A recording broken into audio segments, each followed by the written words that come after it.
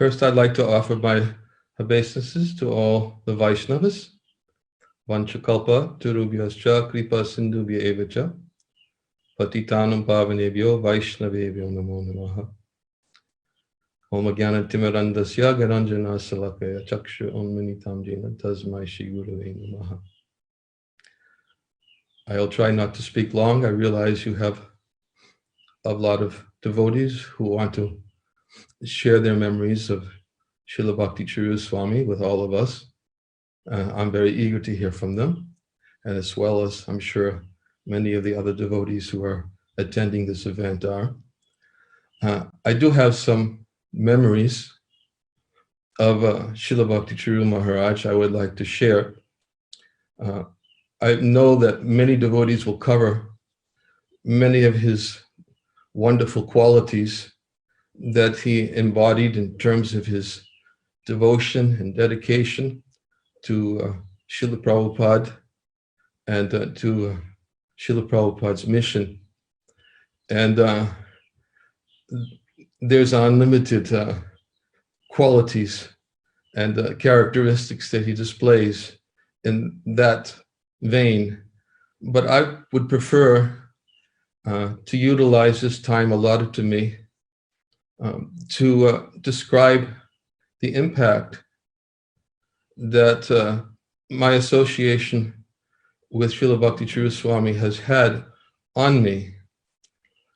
Although it wasn't extensive, it was substantial to the point that it had a deep impression on me and in my heart.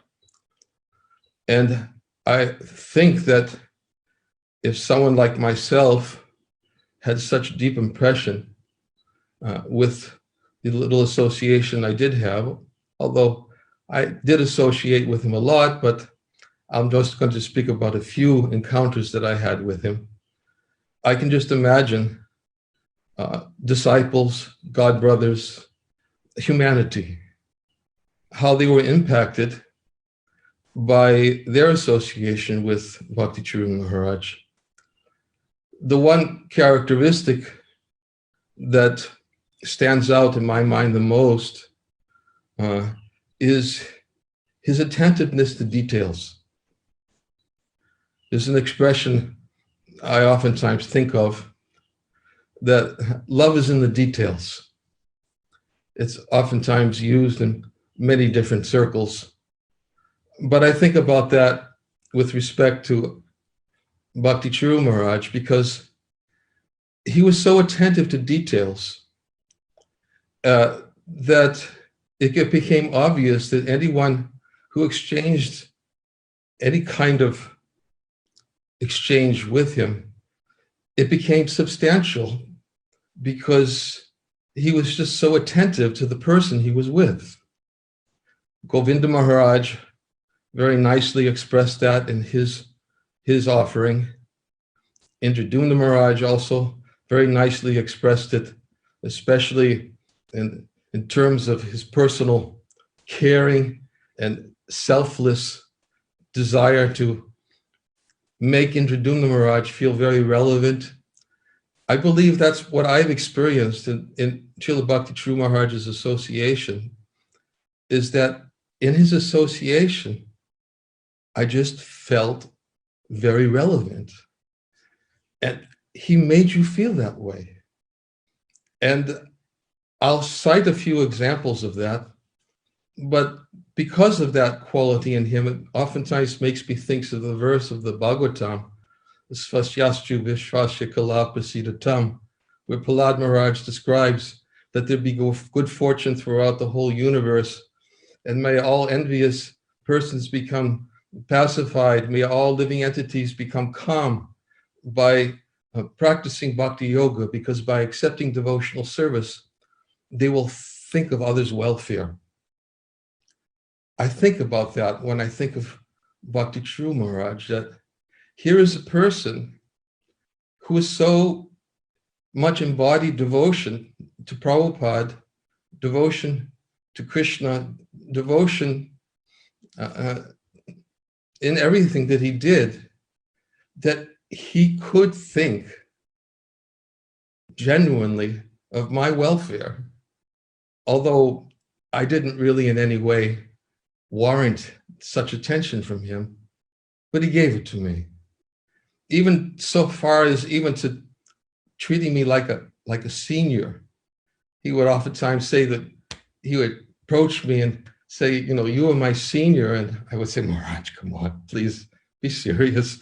I maybe joined a few years before you, but in all respects, and you're my senior in your behavior, your dedication, your qualities, your consciousness. But still, in fact, yesterday I needed some succour. I was really suffering by remembering Bhakti Charu Maharaj's example. And I called Radhanath Maharaj. And we were on the phone for 2 hours yesterday, he was massaging my heart. And he was telling me that he had the same experience with Bhakti Charu Maharaj. Bhakti Charu Maharaj would treat him as superior. And he said the only way he could balance it out is he always treated Bhakti Charu Maharaj like his guru. And somehow things balanced. He said by that kind of exchange. But that was one thing that I remember in my exchanges with Bhakti Charu Maharaj.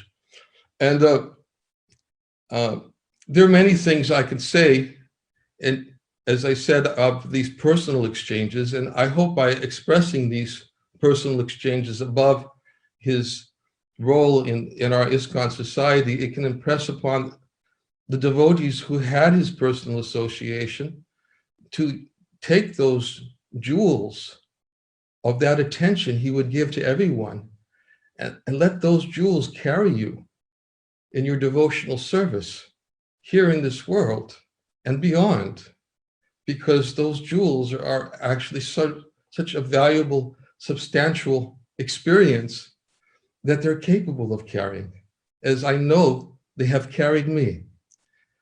So, of course, I could speak about his details, love in the details, and the way he was always very attentive in his distribution of prasadam.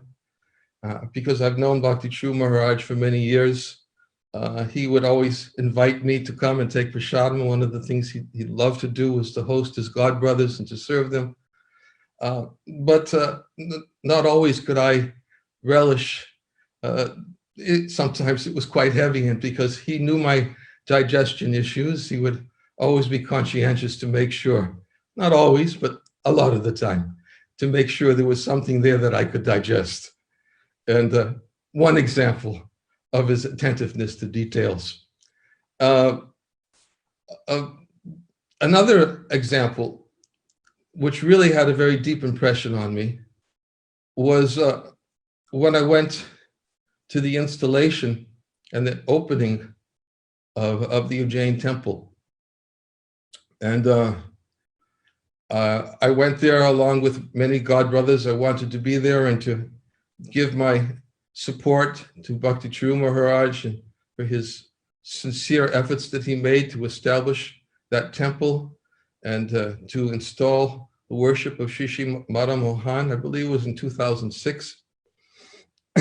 And one thing that stands out in my mind so much, and I'll never forget it, is that I was sitting in the temple room, the installation was about to take place, and Bhakti Charu Maharaj came up to me, of all people, and said, Maharaj, will you take part in the installation and please bathe Srimati Radharani and take part of this installation ceremony? And I said, I was shocked, Maharaj, there's so many other senior devotees here, more qualified.